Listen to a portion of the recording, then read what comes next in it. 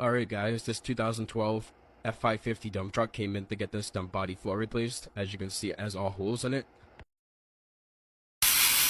Here's a clip of me plasma cutting it all out.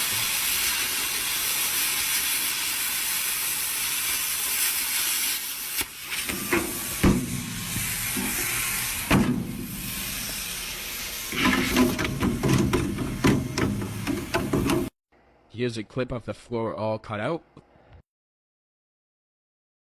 Here's a clip after I sandblasted all the cross members. Here I'm unloading the new floor. I got it so it's all one piece rather than two.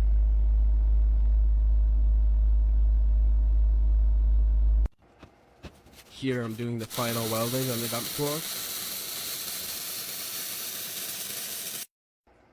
Here it is all installed before I painted it.